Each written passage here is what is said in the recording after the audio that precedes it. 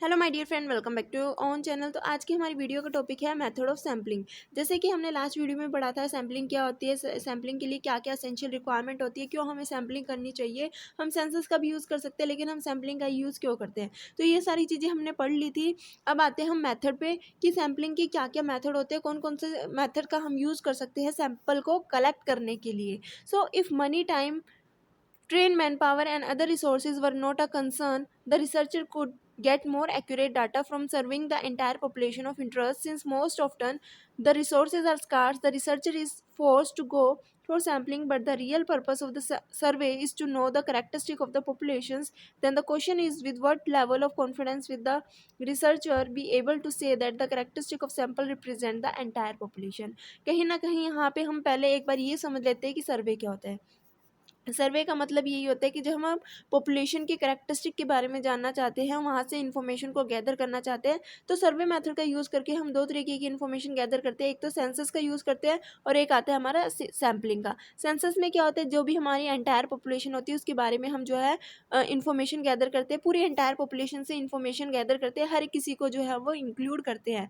ठीक है, तो यहाँ पे पॉपुलेशन कुछ भी हो सकती है। हम जानना चाहते हैं एक पर्टिकुलर इंडस्ट्री में वर्कर को वेजेस कितने मिलते हैं, तो हम हर एक वेजेस से जा जाके हर एक वर्कर से जो है उसके जाके उसके वेजेस के बारे में पता करते हैं। हर एक वर्कर को हम क्या करते हैं, कवर करते हैं, उनसे जानने की कोशिश करते हैं कि उनको किस तरीके के वेजेस जो है वो पे किए जा रहे हैं। तो यहाँ पे क्या हो रहा है, हमने हर एक एम्प्लॉय से पूछा, तो यहाँ पे हमने सेंसस किया, ठीक है, क्योंकि हमारी जितनी भी एंटायर पॉपुलेशन थी उसको हमने कवर अप किया। अब क्या होता है ना कि कई बार हमारे पास इतने रिसोर्सेज अवेलेबल नहीं होते, इतनी man power, train man power नहीं होती, या फिर इतना टाइम नहीं होता कि हम हर एक से जा जाके पूछे, इन्फॉर्मेशन को कलेक्ट करें। तो हम क्या करते हैं, सैम्पलिंग का यूज़ करते हैं। कहीं ना कहीं हम उन लोगों को कवर करते हैं जो हमें पूरे की पूरी पॉपुलेशन के बारे में इंफॉर्मेशन प्रोवाइड कर सकते हैं। तो इससे क्या होता है, हमारा टाइम भी बचता है, हमारी मनी भी बचती है, और ज़्यादा लोगों की हमें ज़रूरत नहीं होती, ज़्यादा लोगों को ट्रेनिंग देने की ज़रूरत नहीं होती। ठीक है, इसकी वजह से हम सैम्पलिंग का यूज़ करते हैं। तो बहुत सारे मेथड है जो हम यूज़ करते हैं सैम्पलिंग को करने के लिए। कौन कौन से मेथड है, एक आता है हमारा रैंडम सैम्पलिंग, जिसको हम प्रोबेबिलिटी सैम्पलिंग मेथड भी बोलते हैं। उसके बाद आता है नॉन रैंडम सैम्पलिंग मेथड, जिसको हम नॉन प्रोबेबिलिटी सैम्पलिंग मेथड भी बोलते हैं। तो रैंडम सैम्पलिंग मेथड क्या होता है, रैंडम सैम्पलिंग मेथड होता है कि जो भी एंटायर पॉपुलेशन है उसमें से हम किसी को भी रैंडमली क्या करते हैं, सेलेक्ट कर लेते हैं। ठीक है, तो वो होता है हमारा रैंडम सैम्पलिंग मेथड। इसके अंदर हम कुछ फोर रैंडम सैम्पलिंग मेथड के बारे में पढ़ेंगे। उसके बाद आता है non random sampling method. Non random sampling method क्या होता है, रैंडमली हम किसी को जो है उठा के सैंपल कलेक्ट नहीं करते, ठीक है, इन्फॉर्मेशन कलेक्ट नहीं करते। हम यहाँ पे क्या करते हैं, जजमेंट करते हैं, अपने कन्वीनियंस के अकॉर्डिंग किसी भी पर्सन को सेलेक्ट करते हैं।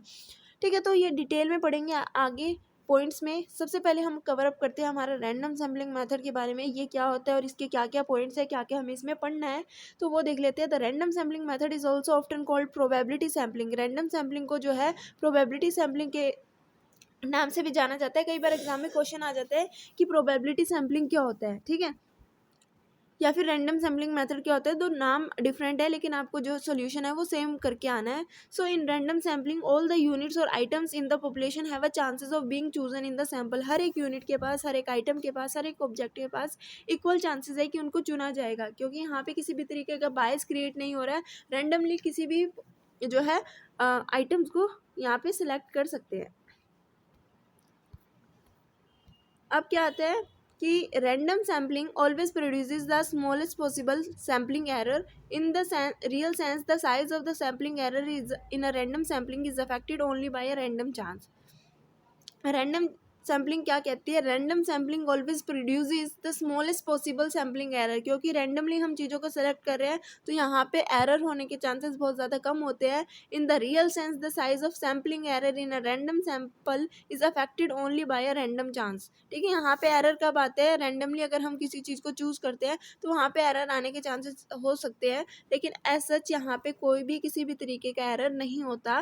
Because the random sampling contains the least amount of sampling error, we may say that it is an unbiased sampling। इसको हम ये भी कह सकते हैं कि जो हमारी रैंडम सैम्पलिंग मेथड होती है वो अनबायस सैंपल होता है, क्योंकि यहाँ पे जो मिस्टेक होने के चांसेस है, जो एरर होने के चांसेस है, वो क्या हो जाते हैं, कम हो जाते हैं, क्योंकि रैंडमली हम चीज़ों को सेलेक्ट कर रहे हैं। Remember that we are not saying that a random sample contain no error but rather the minimum possible amount of error। हम ये पॉइंट भी क्लियर करते हैं कि रैंडम सैम्पलिंग की अगर हम बात करें तो यहाँ पे जो है बायस होने के चांसेस कम है, ठीक है, या फिर ना के बराबर है, क्योंकि हम रैंडमली चीज़ों को सिलेक्ट कर रहे हैं। तो हम ये नहीं कह सकते कि यहाँ पे एरर आ ही नहीं सकता, यहाँ पे भी एरर आ सकता है, क्योंकि रैंडमली हम चीज़ों को सिलेक्ट कर रहे हैं, तो यहाँ पे भी एरर आने के चांसेस है, लेकिन कम है, ठीक है। कौन कौन से मेथड रैंडम सैम्पलिंग के अंदर हम पढ़ने वाले हैं, एक आता है हमारा सिंपल रैंडम सैम्पलिंग, एक आता है सिस्टमैटिक सैम्पलिंग, एक आता है हमारा स्ट्रेटिफाइड सैम्पलिंग, एक आता है हमारा क्लस्टर सैम्पलिंग, या फिर मल्टी स्टेज सैम्पलिंग भी जिसको हम बोलते हैं। तो एक बार मैं बता देती हूँ है क्या, फिर हम इसको डिटेल में पढ़ेंगे। सिंपल रैंडम सैम्पलिंग क्या होते हैं, जितनी भी एंटायर पॉपुलेशन है उसमें से हम किसी को भी सेलेक्ट कर सकते हैं, किसी को भी जो है सैम्पल के रूप में ले सकते हैं। यानी कि मान लो अगर हम पॉपुलेशन की बात करें तो हमारे पास 1 से 10 तक नंबर है, तो इस 1 से 10 तक जितने भी नंबर है उसमें से हम किसी भी नंबर को चूज़ कर सकते हैं रैंडमली, ठीक है।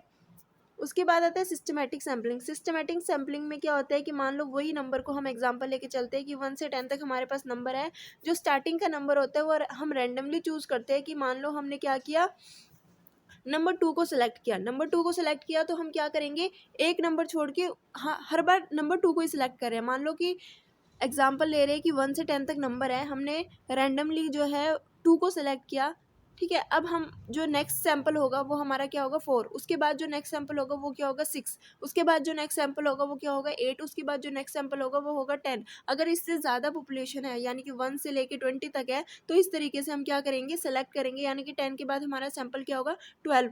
तो स्टार्टिंग का जो है वो हम रैंडमली चूज़ करते हैं, बाकी के जो है हम फर्स्ट सैंपल के अकॉर्डिंग जो है वो सिलेक्ट करते हैं। ये था सिस्टमैटिक सैम्पलिंग। इसके बारे में आप और अच्छे से डीप में स्टडी करोगे अब जब हम इसको क्या करेंगे, थ्योरी के थ्रू समझेंगे। तो बेसिकली आपको सिंपल रैंडम सैम्पलिंग पता चल गया होगा कि रैंडमली हम किसी भी नंबर को, किसी भी डाटा को जो है वो चूज़ कर सकते हैं, ठीक है। सिस्टमैटिक सैम्पलिंग क्या होता है, हम स्टार्टिंग का जो हमारा पॉपुलेशन होती है या स्टार्टिंग का जो सैंपल होता है उसको रैंडमली चूज़ करते हैं, और बाकी का जो सैंपल है वो हम फर्स्ट वाले जो सैंपल है उसके अकॉर्डिंग ही सिलेक्ट करते हैं। एक एग्जांपल और ले लेते हैं कि मान लो 1 से 10 तक काउंटिंग है या कोई भी डाटा है 1 से 10 तक, अगर हम क्या कर रहे हैं फर्स्ट रैंडमली सिलेक्ट कर रहे हैं, तो फर्स्ट हम कोई भी नंबर ले सकते हैं। 3 हमने ले लिया, तो फर्स्ट हमने 3 लिया है, तो उस 3 के बेसिस पे ही हम क्या करेंगे, बाकी का सैंपल जो है वो सिलेक्ट करेंगे। जैसे 3 के बाद हम लेंगे 6, 6 के बाद हम लेंगे 9, 9 के बाद हम लेंगे 12। तो इस तरीके से हम क्या करेंगे, सैम्पलिंग यहाँ पे करते हैं। उसके बाद आती है हमारी स्ट्रेटिफाइड सैम्पलिंग। स्ट्रेटिफाइड सैम्पलिंग क्या होती है और क्लस्टर सैम्पलिंग क्या होती है और मल्टी स्टेज सैम्पलिंग क्या होती है। तो इन दोनों में क्या होता है, कन्फ्यूजन आ जाती है कि स्ट्रेटिफाइड सैम्पलिंग क्या होती है और क्लस्टर सैम्पलिंग क्या होती है। पहले मैं क्लस्टर सैम्पलिंग के बारे में बताती हूँ। एक कैप्सिकम का हम एग्जांपल ले लेते हैं, शिमला मिर्च का एग्जांपल ले लेते हैं। तो कहीं ना कहीं जो कैप्सिकम का कलर होता है वो 4 कलर्स में आती है, ठीक है। हम 3 कलर्स लेके चलते हैं, चलो ग्रीन, ठीक है, ग्रीन हमने लिया, येलो हमने लिया और रेड हमने लिया। 3 कलर है, ग्रीन, येलो और रेड कलर हमने लिए। हमारे पास क्या है, बहुत सारी कैप्सिकम है। हमने क्या किया, हर एक ग्रुप बना लिए। हमने 3 ग्रुप बनाए या 4 ग्रुप मान लो हमने बनाए हैं। ग्रुप 1 में हमने क्या किए, तीनों कलर की जो है कैप्सिकम रख दी। ग्रुप 2 में भी हमने तीनों कलर की कैप्सिकम रखी। ग्रुप 3 में भी हमने तीनों कलर की कैप्सिकम रखी। ग्रुप 4 में भी हमने क्या किया, तीनों कलर की कैप्सिकम को रखा, ठीक है। अब यहाँ पे अगर हम देखें तो जितने भी ग्रुप है, ठीक है, वो बाहर से अगर हम देख रहे हैं उनको, ठीक है, बाहर से अगर हम देख रहे हैं, एक्सटर्नली अगर हम देख रहे हैं, कंपेयर कर रहे हैं हर एक ग्रुप को, चारों के चारों ग्रुप को अगर हम कंपेयर करें तो चारों ग्रुप में क्या है, सेम कलर की जो है वो कैप्सिकम है, ठीक है। सेम कलर की कैप्सिकम है क्योंकि चारों ग्रुप में क्या है, 3-3 कलर की कैप्सिकम रखी हुई है। तो बाहर से हमें ये पता चल रहा है कि ये जो ग्रुप है, चारों ग्रुप क्या है, होमोजीनियस ग्रुप है। लेकिन अगर हम अंदर से देखते हैं तो इन हर एक ग्रुप के अंदर जो कैप्सिकम है उनका कलर क्या है, डिफरेंट है। तो हम यहाँ पे क्या करते हैं, किसी एक पर्टिकुलर ग्रुप को सिलेक्ट करते हैं। यहाँ पे हम क्या कर रहे हैं, किसी एक पर्टिकुलर ग्रुप को सिलेक्ट कर रहे हैं, ठीक है। तो ये आता है हमारा क्लस्टर सैम्पलिंग में। अब आता है हमारा स्ट्रेटिफाइड सैम्पलिंग में। क्या होता है, स्ट्रेटिफाइड रैंडम सैम्पलिंग में क्या होता है, उसी कैप्सिकम को हम लेके चल रहे हैं ताकि इन दोनों के बीच में हमें डिफरेंस अच्छे से क्लियर हो जाए। अभी जो हमने क्लस्टर सैम्पलिंग बनाया था वो हमारा एक्सटर्नली जो है वो होमोजीनियस था, लेकिन इंटरनली जो था वो क्या था, हेट्रोजीनियस था। आई होप कि आपको यहाँ तक समझ में आ गया होगा। लेकिन स्ट्रेटिफाइड रैंडम सैम्पलिंग में क्या होता है, ध्यान से समझिएगा। जो कैप्सिकम हम ले रहे थे 3 कलर की, 3 कलर की जो हमने कैप्सिकम ली, एक तो थी हमारी रेड, ठीक है, एक थी हमारी येलो और एक थी हमारी ग्रीन, ठीक है। ये 3 हमने ली, रेड, येलो और ग्रीन। अब हमने क्या किया, पहले तो एक ग्रुप के अंदर तीनों कलर थे, अब हम ऐसा नहीं करेंगे। हमारा जो फर्स्ट ग्रुप है उसके अंदर हमने सारी की सारी रेड कैप्सिकम को रखा, सेकंड हमारा जो ग्रुप है उसके अंदर हमने सारी की सारी येलो कैप्सिकम को रखा, थर्ड जो हमारा ग्रुप है उसके अंदर हमने सारी की सारी जो है ग्रीन कैप्सिकम को रखा। तो अगर हम मैच करें एक्सटर्नली, तो एक्सटर्नली जो जितने भी ग्रुप है, ग्रुप 1 है, ग्रुप 2 है, ग्रुप 3 है, तो तीनों ही ग्रुप के जो कलर है वो क्या है, डिफरेंट है। ग्रुप 1 में जो कैप्सिकम का कलर है वो रेड है, ग्रुप 2 में जो है वो कैप्सिकम का कलर येलो है, ग्रुप 3 में जो है वो ग्रीन है। ठीक है, तो कहीं ना कहीं ये अगर हम बाहर से इनको देख रहे हैं ग्रुप को, तो कहीं ना कहीं तीनों ग्रुप क्या है, हेट्रोजीनियस है, एक दूसरे से अलग है। लेकिन अगर हम इंटरनली इनके अंदर कैप्सिकम को देख रहे हैं, तो कैप्सिकम के कलर क्या है, अंदर सेम है।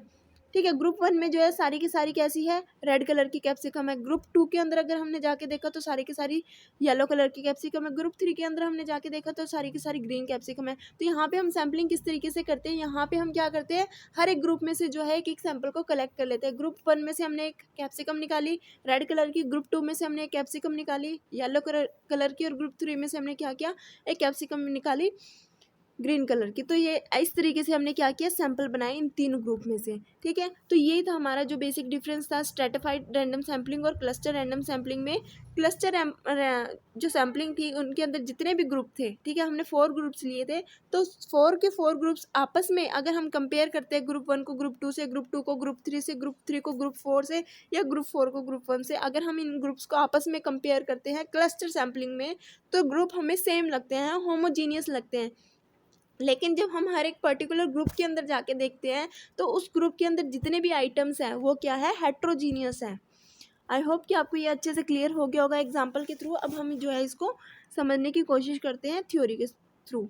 Simple random sampling, the most commonly used random sampling method is simple random sampling method. A simple random sampling is one in which each item in the total population has an equal chances of being included in the sample.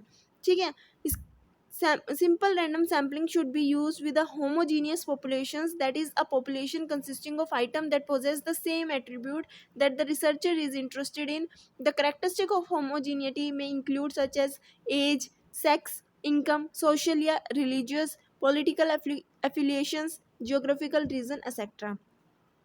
सबसे पहली बात ये कही गई कि simple random sampling को अगर हम सैंपल निकाल रहे हैं किसी भी एक पॉपुलेशन में से, तो कहीं ना कहीं हमें पहली बात ये याद रखनी है कि जो भी हम सैंपल निकालेंगे वो रैंडमली होगा, वहाँ पे कोई भी किसी भी तरीके का जजमेंट या बायस नहीं होगा। सेकेंड पॉइंट ये कहा गया है कि जितना भी हमारे पास डाटा अवेलेबल है, जितनी भी हमारे पास पॉपुलेशन अवेलेबल है जिसमें से हम सैंपल को कलेक्ट करेंगे, तो कहीं ना कहीं वो पॉपुलेशन जो है वो क्या होनी चाहिए, सिमिलर होनी चाहिए, होमोजीनियस कैरेक्टर होने चाहिए। उसके बाद आता है A random sampling method should meet the following criteria. Every member of the population must have an equal chances of inclusion in the sample. हर एक मेंबर के पास बराबर का चांस होना चाहिए कि उसको सेलेक्ट किया जाएगा. The selection of one member is not affected by the selection of previous member. अगर हमने एक मेंबर को सेलेक्ट किया है तो उस बेसिस पे जो है हम दूसरे मेंबर को सेलेक्ट नहीं करते, हम हर एक मेंबर को जो है वो इंडिपेंडेंटली सेलेक्ट करते हैं. To select a random sample using simple random sampling method, we should follow the step given below. क्या क्या हम स्टेप को फॉलो करते हैं जब सिंपल रैंडम सैम्पलिंग मेथड का यूज़ करते हैं? तो फर्स्ट है डिटरमाइन द पॉपुलेशन साइज. ठीक है, उसके बाद आता है डिटरमाइन द सैम्पल साइज. की पॉपुलेशन का साइज क्या है, सैम्पल साइज क्या होगा, ये हम पहले से डिटरमाइन करके चलते हैं. Number each member of the population under investigation in serial order. Suppose there are 100 member, number them from 0 to 99. जितना भी हमारे पास पॉपुलेशन है उनको सबसे पहले हम क्या करेंगे, नंबरिंग करेंगे, हर किसी को नंबर देंगे. उसके बाद हम रेंडमली जो है उन नंबर्स को चूज करेंगे. Determine the starting point of the selecting sample by randomly picking up a page from random number table and dropping your finger on the page blindly. यानी कि बिना देखे आप क्या कर रहे हो, किसी भी नंबर पे अगर आपकी उंगली स्टॉप हो जाती है, आप उसी जो है पॉपुलेशन में से उस पर्सन को या उस डाटा को सेलेक्ट कर लोगे. उसके बाद आता है choosing the direction in which you want to read the number from left to right, right to left और डाउन टू अप. पहले आपको चूज करना होगा आप किस तरीके से जो है नंबर को सेलेक्ट करने वाले हो, डाटा को सेलेक्ट करने वाले हो, सैंपल को चूज करने वाले हो. Select the first n number whose x digit are between 0 and n. If n is equals to 100, then x would be 2. If n is a 4-digit number, then x would be 3 और so on. ठीक है,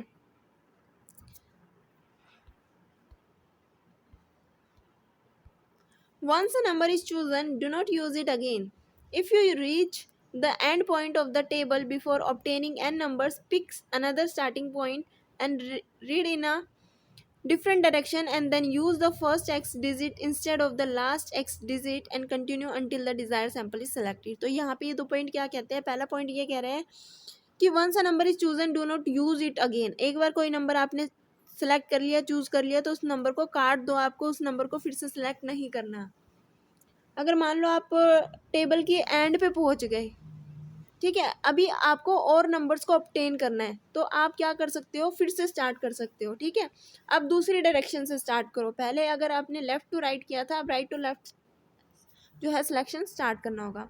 तो ये कुछ steps है जो हमें follow करने पड़ते हैं जब हम सिंपल रैंडम सैम्पलिंग मेथड का यूज़ करते हैं. उसके बाद आती है एडवांटेजेस की. इस मेथड की क्या एडवांटेजेस है? तो सबसे पहले मैं आपको ये बता दूँ, ये question exam point of view से बहुत ज़्यादा इंपॉर्टेंट हो सकता है. एग्जाम में आ सकते हैं कि मेथड क्या होते हैं सैम्पलिंग के, या डायरेक्टली ये पूछा जाता है रैंडम सैम्पलिंग मेथड क्या होता है, नॉन रैंडम सैम्पलिंग मेथड क्या होता है, या फिर स्ट्रेटिफाइड सैम्पलिंग क्या होता है, सिस्टमैटिक सैम्पलिंग क्या होता है, इन दोनों में क्या डिफरेंस होता है, क्लस्टर सैम्पलिंग या स्ट्रेटिफाइड सैम्पलिंग में क्या डिफरेंस होता है. उसके बाद कई बार क्वेश्चन ये भी आ जाता है कि सिंपल जो है रैंडम सैम्पलिंग क्या होता है, इनके एडवांटेजेस, इनके लिमिटेशंस और इनमें क्या क्या स्टेप्स जो है हम यूज़ कर सकते हैं. ठीक है, सबसे पहले हम जो है इसके एडवांटेजेस के बारे में जानना चाहते हैं. The simple random sampling require less knowledge about the characteristic of the population. First point हो गया कि हमें जो भी हमारी जो पॉपुलेशन है उसके बारे में ज़्यादा नॉलेज की रिक्वायरमेंट नहीं होती. सेकंड पॉइंट है simple sample is selected at random giving each member of the population equal chances of being selected. The sample can be called as unbiased sample. Bias due to human preferences and influence is eliminated. यहाँ पे हम randomly choose कर रहे हैं तो बायस होने के chances नहीं है. बायस कब होता है? जब ह्यूमन बींग अपने आप से चूज़ करते हैं. ठीक है, तो उस समय बायस क्रिएट हो सकता है, लेकिन रैंडमली अगर हम चूज़ कर रहे हैं तो बायस होने के चांसेस एलिमिनेट हो जाते हैं. Assessment of the accuracy of the result is possible by sample error estimation. कि हमारा जो डाटा है, जो सैम्पल है, वो कितना एक्यूरेट है, वो हम किस तरीके से पता लगा सकते हैं. सबसे पहले हम सैम्पल एरर को एस्टिमेट करते हैं कि किस तरीके का एरर है, क्या हमारा जो सैम्पल है वो एक्यूरेट है या नहीं है. It is the simple and practical sampling method provided population size is not large. ठीक है, यहाँ पे बहुत ही ज़्यादा सिंपल मेथड है. ये थे कुछ एडवांटेजेस. अब हम लिमिटेशन भी जान लेते हैं. इसकी कुछ लिमिटेशंस भी है. If the population size is large, a great deal of time must be spend listening and numbering the members of the population. एक लिमिटेशन ये आती है कि हम सबसे पहले क्या करते हैं? नंबरिंग देते हैं हर एक पॉपुलेशन को. अगर हम इसको यूज़ करने चले तो सबसे पहले हमें नंबरिंग देने में ही टाइम ज़्यादा लग जाएगा. ठीक है, तो कहीं ना कहीं एक लिमिटेशन ये भी आती है कि अगर पॉपुलेशन का साइज़ क्या है, लार्ज है, तो कहीं ना कहीं हमें ज़्यादा टाइम जो है वो स्पेंड करना पड़ेगा उनको सुनने में और कहीं ना कहीं उनको नंबरिंग देने में. तो एक लिमिटेशन ही हो गई. दूसरी लिमिटेशन क्या आती है? Simple random sample will not adequately represent many population characteristic unless the sample is very large. जब तक सैम्पल साइज आपका लार्ज नहीं होगा तब तक हो सकता है कि आपको एडुकेट इन्फॉर्मेशन ना मिले, आपको सही से जो है डाटा ना मिले. So that is if the researcher is interested in choosing a sample on the basis of distribution in the population of gender, age, social status, and simple random sample need to be very large to ensure all these distribution are represented of the population. मान लो कि अगर एक researcher जानना चाहता है gender के बारे में, एज के बारे में, सोशल स्टेटस के बारे में और बहुत सारी चीज़ों के बारे में जानना चाहते हैं, तो कहीं ना कहीं यहाँ पे जो सैम्पल साइज़ है वो लार्ज होना चाहिए, तभी तो वो सारी की सारी चीज़ों को जो है कवर अप कर पाएगा. तो आई होप कि आपको समझ में आया होगा सिंपल रैंडम सैम्पलिंग के क्या होती है एडवांटेजेस और क्या होती है लिमिटेशन. अब बात है हमारा systematic sampling. In systematic sampling the sample unit are selected from the population at equal interval in terms of time, space or order. The selection of the sample using systematic sampling method is very simple. From a population of n unit, a sample of n unit may be selected by following the step given below. तो किस तरीके से हम sample को select करते हैं वो देखते हैं. Arrange all the unit in the population in an order by giving serial number from 1 to n. जितने भी यहाँ पे पॉपुलेशन है उनको हमें पहले सीरियल ऑर्डर में क्या करना है? डालना है. हर एक पॉपुलेशन को एक नंबर जो है वो साइन करना है. सेकेंड पॉइंट कहता है determine the sampling interval by dividing the population by the sample size. अब हमें क्या करना है? जितनी भी पॉपुलेशन है उसको हम क्या करते हैं? सबसे पहले लिखते हैं पॉपुलेशन का साइज़, एक्चुअल में पॉपुलेशन का साइज़ क्या है उसको डिवाइड करते हैं कि एक्चुअल में हमें कितना सैम्पल साइज़ चाहिए। मान लो पॉपुलेशन साइज़ है 40, हमें सैम्पल साइज़ चाहिए 8, तो 40 डिवाइडेड बाई 8 हम करेंगे, ठीक है। तो हमारा जो है ये निकल के आएगा। उसके बाद आएगा हमारा select the first sample unit at random from the first sampling interval, यानी कि जितने भी आपको नंबर चाहिए 1 to जो भी आपका के निकला है, ठीक है, डिवाइड करने के बाद, तो वो आपको क्या करना है, रैंडमली एक नंबर को पिकअप करना है उस एंटायर पॉपुलेशन में से। उसके बाद आपको क्या करना है, select the subsequent sample unit at equal regular interval, जो भी आपने सेलेक्ट किया है।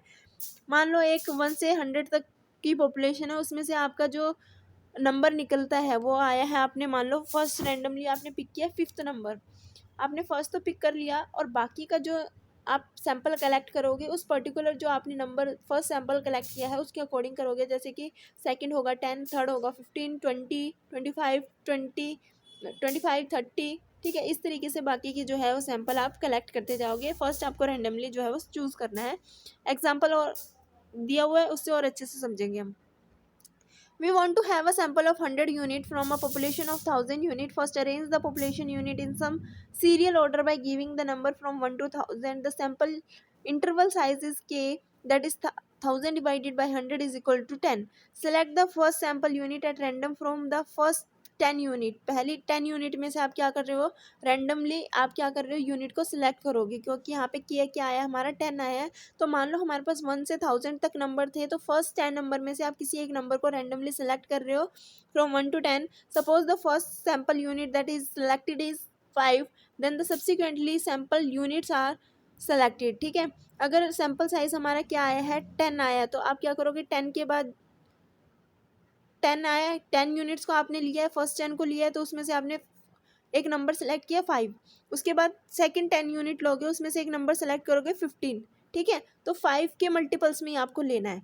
तो thus in the systematic sampling the first sample unit is selected at random and this sample unit is turn determine the subsequent sample unit that are to be selected.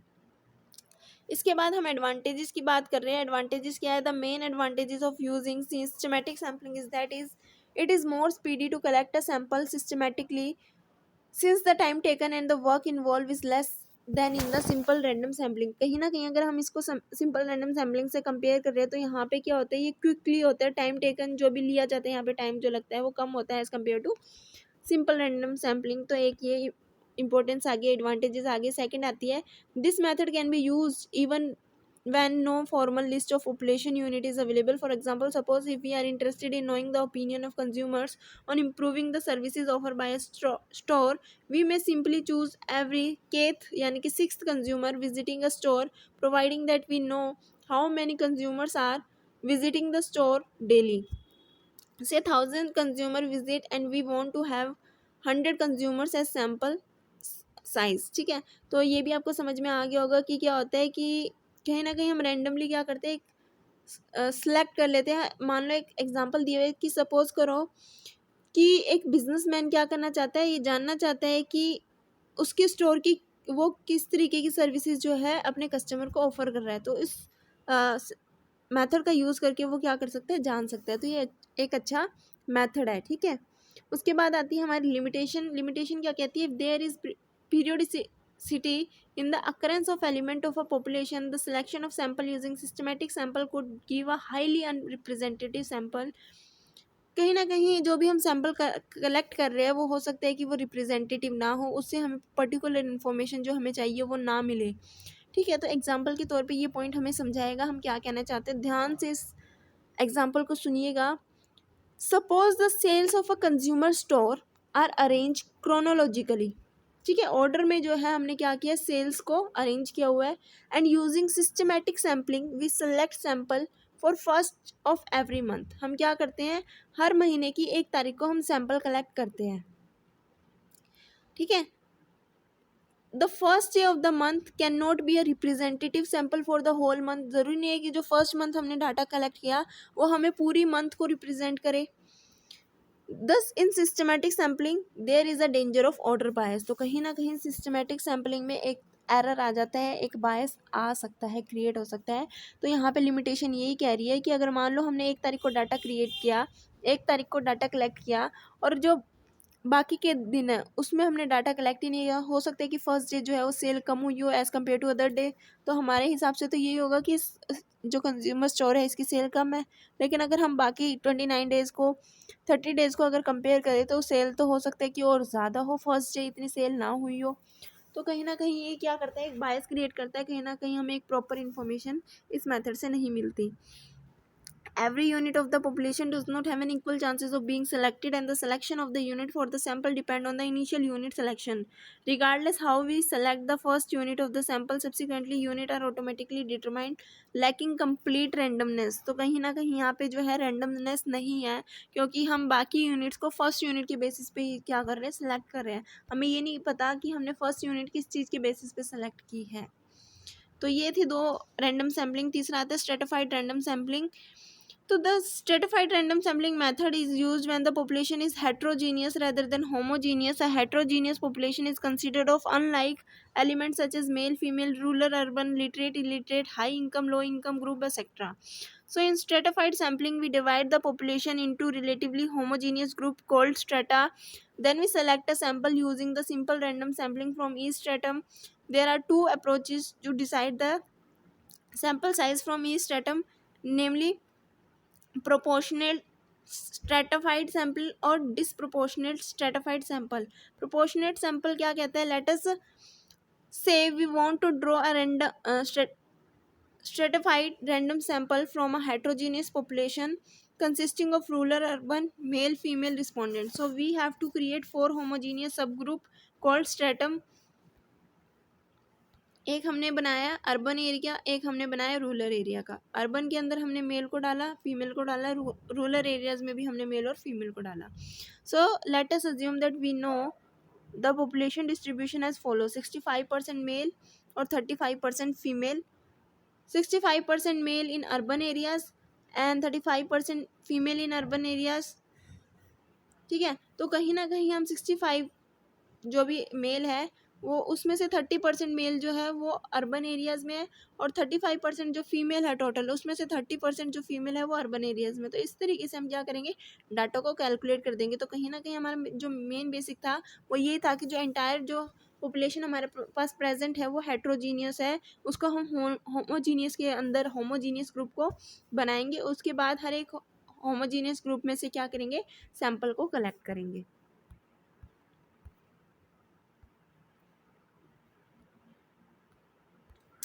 उसके बाद आता है हमारा cluster sampling.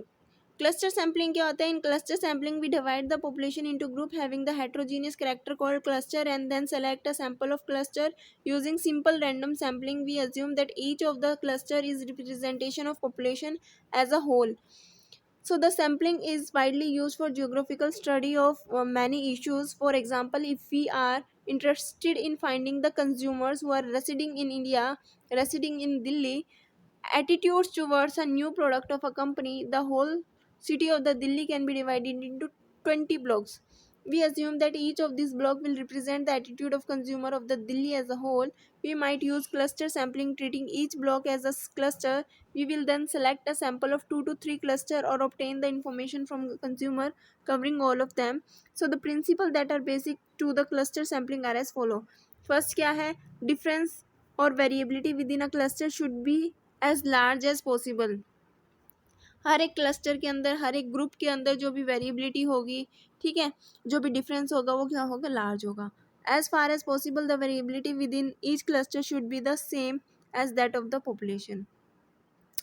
The variability between clusters should be same as possible. Once the cluster are selected, all the unit in the selected cluster are covered for the obtaining the data. उसके बाद आती है हमारी एडवांटेजेस क्या है cluster sampling की, वो देखते हैं। यहाँ पे कहा गया the cluster sampling provide significant gain in data collection cost since travelling cost are smaller, since the researcher need not cover all the cluster and only a sample of cluster are covered. It becomes a more practical method which facilitate field work. तो कहीं ना कहीं ये कुछ 2 benefits है। उसके बाद आता है limitation. The cluster sampling method is less precious than sampling of unit from the whole population, since the latter is expected to provide a better cross section of the population than the former, due to the usual tendency of unit in a cluster to be homogeneous. ठीक है. The sampling efficiency of cluster sample is likely to decrease with the decrease in cluster size or increase in number of cluster. So I hope कि आपको cluster sampling, stratified sampling, simple random sampling और systematic sampling के बारे में पता चल गया होगा, अच्छे से समझ आ गया होगा, क्योंकि मैंने इन दोनों हर एक पॉइंट के एग्जांपल दे के भी आपको समझाया है, ताकि आपको ये जो चीज़ है वो क्लियर हो जाए। और साथ ही साथ जो हमारा क्लस्टर सैम्पलिंग और जो मल्टी स्टेज सैम्पलिंग है वो कहीं ना कहीं सिमिलर है। सो एक बार पढ़ लेते हैं मल्टी स्टेज सैम्पलिंग क्या होता है। We have already cover two stage sampling. Multi-stage sampling is a generalization of two-stage sampling. As the name suggests, multi-stage sampling is carried out in different stages.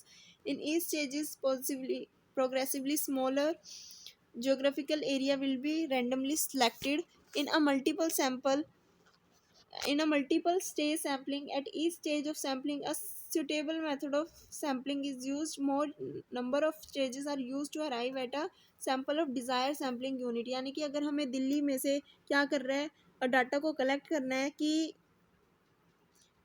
Students के बारे में अगर हमें जानना है, कॉलेज के स्टूडेंट्स के बारे में जानना है, तो हम क्या करते हैं, एक इंडिया के कॉलेज के स्टूडेंट्स के बारे में हम जानना है तो इंडिया के अंदर हम पर्टिकुलर क्या करेंगे, एक स्टेट में जाएंगे. ठीक है, एक स्टेट का इंडिया में पहले कंट्री को सिलेक्ट करेंगे कि किस कंट्री का जो है हमें डाटा लेना चाहिए, किस कंट्री को सिलेक्ट करना चाहिए. तो पहले हमने क्या किया, एक पर्टिकुलरली एक कंट्री को सिलेक्ट किया. ठीक है, कंट्री के अंदर हम स्टेट के अंदर गए, स्टेट के अंदर हम रीजन में गए, रीजन से जोन में गए, जोन से हर एक जोन के कॉलेज के बारे में. तो इस तरीके से हम क्या करते हैं, एक पर्टिकुलरली सैंपल कलेक्ट करते रहते हैं हर एक स्टेज पे. हर एक स्टेजेस पे हम सैंपल कलेक्ट कर रहे हैं. पहले कंट्री का हमने सैंपल कलेक्ट किया कि कौन सी कंट्री को हमें सेलेक्ट करना चाहिए. उसके बाद हम हर एक कंट्री में कौन से स्टेट को हमें सेलेक्ट करना चाहिए. हर एक स्टेट के अंदर हम फिर हर एक डिस्ट्रिक्ट के अंदर जाते हैं. हर एक डिस्ट्रिक्ट से हम क्या करते हैं, हर एक रीजन के अंदर जाते हैं. तो ये क्या है, हम सैंपल कलेक्ट करते जा रहे हैं हर एक स्टेजेस पे. सो इसके क्या एडवांटेजेस होंगे. Multiple stages provide cost gain by reducing the data collection on cost. Multiple stage sampling is more flexible and allow us to use different sampling processor in different stage of sampling. If the population is spread over a very wide geographical area, multi-stage sampling is the only sampling method available in a number of practical situations. So ये थी हमारी random sampling method. I hope आप सभी को समझ में आ गया होगा. नॉन रैंडम सैम्पलिंग मेथड जो है मैं नेक्स्ट वीडियो में बनाऊंगी, क्योंकि ये वीडियो जो है पहले ही बहुत ज़्यादा लार्ज हो चुकी है. वीडियो अच्छी लगी तो लाइक शेयर सब्सक्राइब करना मत भूलना. Thanks for watching.